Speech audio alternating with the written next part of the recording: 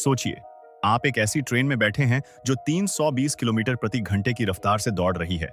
मुंबई से अहमदाबाद का सफर, जो पहले 7 से 8 घंटे लेता था, अब सिर्फ 2 घंटे में पूरा हो रहा है।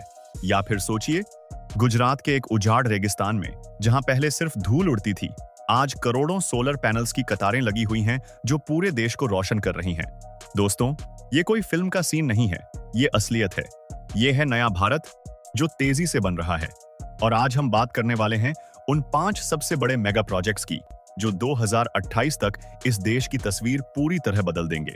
तो शुरू से अंत तक देखते रहिए, क्योंकि इनमें से हर प्रोजेक्ट की कहानी आपको हैरान कर देगी। पहला project, Mumbai Ahmedabad bullet train. आज से कुछ साल पहले जब भारत में बुलेट ट्रेन की बात होती थी तो लोग हंसते थे, कहते थे ये तो सिर्फ सपना है।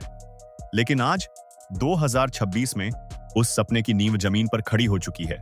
मुंबई से अहमदाबाद के बीच 508 किलोमीटर लंबा यह कॉरिडोर अब तेजी से आकार ले रहा है।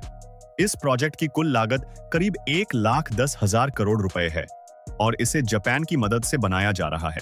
जापान ने इस प्रोजेक्ट के लिए 0.1% की बेहद कम ब्याज दर पर 88,000 करोड़ रुपए का लोन दिया है, जो अपने आप में एक बहुत बड़ी बात है। अभी तक इस प्रोजेक्ट का करीब 59% काम पूरा हो चुका है। 430 किलोमीटर से ज्यादा के खंभे खड़े हो गए हैं और 340 किलोमीटर से ज्यादा का वायडक्ट तैयार हो चुका है। यह वही ऊंचा पुलनुमा ढांचा है जिस पर ट्रेन दौड़ेगी। सरकार का कहना है कि 2027 में सूरत से वापी के बीच पहली बार एक 100 किलोमीटर की ट्रायल रन होगी और पूरा कॉरिडोर 2028 से 2029 के बीच चालू हो जाएगा। जब यह ट्रेन पूरी तरह चलने लगेगी तो मुंबई से अहमदाबाद का सफर सिर्फ 1 घंटा 58 मिनट में होगा। इस ट्रेन में 12 स्टेशन होंगे, जिनमें सूरत, वडोदरा, आनंद और बीकेसी मुंबई जैसे बड़े स्टेशन शामिल हैं। यह सिर्फ एक ट्रेन नहीं, बल्कि भारत के इंफ्रास्ट्रक्चर की एक नई परिभाषा है। दूसरा प्रोजेक्ट, दिल्ली मुंबई एक्सप्रेसवे। अब बात करते हैं एक ऐसे एक्सप्रेसवे की जो देश के 2 सबसे बड़े शहरों को जोड़ेगा, और वो भी इस तरह की लोग यकीन नहीं करेंगे। दिल्ली से मुंबई का सफर, जो आज करीब 24 घंटे का होता है, इस एक्सप्रेसवे के जरिए सिर्फ 12 घंटे में पूरा हो जाएगा। यह भारत का सबसे लंबा ग्रीनफील्ड एक्सप्रेसवे है, जिसकी लंबाई 386 किलोमीटर है। 8 लेन्स चौड़ी यह सड़क हरियाणा, राजस्थान, मध्य प्रदेश, गुजरात और महाराष्ट्र से होकर गुजरती है। इस प्रोजेक्ट की कुल लागत करीब 1 लाख करोड़ रुपए है और इसका करीब 98% काम पूरा हो चुका है। साल 2025 में इसका बड़ा हिस्सा खुल चुका था। इस एक्सप्रेसवे पर हर साल करीब 18,000 करोड़ रुपए की लॉजिस्टिक्स कॉस्ट बचेगी। सामान ढोने में कम समय लगेगा, तो पूरे देश के व्यापार पर सीधा असर पड़ेगा। इस सड़क पर इलेक्ट्रिक व्हीकल चार्जिंग स्टेशंस भी बनाए जा रहे हैं। रास्ते में रेस्ट एरियाज, फ्यूल स्टेशंस और इमरजेंसी सर्विसेज की पूरी व्यवस्था होगी। यह एक्सप्रेसवे भारत को एक मैन्युफैक्चरिंग और ट्रेड पावर हाउस बनाने में बहुत बड़ी भूमिका निभाएगा। तीसरा project, Khavda renewable energy park. अब एक ऐसी जगह की कल्पना करिए जो कभी पूरी तरह बंजर थी, जहां कोई पेड़ नहीं, कोई पानी नहीं, बस रेत और धूप। यह है गुजरात का कच्छ जिले का खावड़ा इलाका, जो पाकिस्तान की सीमा से सिर्फ 1 किलोमीटर की दूरी पर है। और आज इसी बंजर जमीन पर दुनिया का सबसे बड़ा रिन्यूएबल एनर्जी पार्क बन रहा है। खावड़ा रिन्यूएबल एनर्जी पार्क की कुल क्षमता 30 गीगावाट होगी। इसमें सोलर और विंड दोनों तरह की एनर्जी होगी। यह पार्क पूरे पेरिस शहर से 5 गुना बड़ा है। इस प्रोजेक्ट का कुल क्षेत्रफल 72,600 हेक्टेयर है, जो इसे दुनिया का सबसे बड़ा single site renewable energy project बनाता है। अभी तक इस पार्क में करीब 9.4 गीगावाट की क्षमता चालू हो चुकी है। जब यह पूरा बन जाएगा तो यह हर साल 81 अरब यूनिट्स बिजली पैदा करेगा, जो करीब 1,60,00,000 घरों को रोशनी देने के लिए काफी है। इस प्रोजेक्ट में करीब 1,50,000 करोड़ रुपए का निवेश हो रहा है। इससे 1 लाख नई नौकरियां पैदा होंगी। और सबसे जरूरी बात, यह प्रोजेक्ट भारत को फॉसिल फ्यूल यानी कोयले और तेल पर निर्भरता कम करने में मदद करेगा। भारत का लक्ष्य है कि 2030 तक 500 गीगावाट रिन्यूएबल एनर्जी हो, और खावड़ा उस लक्ष्य की रीढ़ है। चौथा प्रोजेक्ट, भारतमाला परियोजना। अगर आप पिछले कुछ सालों में किसी हाईवे पर गए हों और देखा हो कि सड़क अचानक कितनी चौड़ी और स्मूथ हो गई है, तो इसके पीछे काफी हद तक एक प्रोजेक्ट का हाथ है, भारतमाला परियोजना। यह भारत सरकार का सबसे बड़ा हाईवे प्रोजेक्ट है, जिसमें 34,800 किलोमीटर नई सड़कें बनाई जा रही हैं।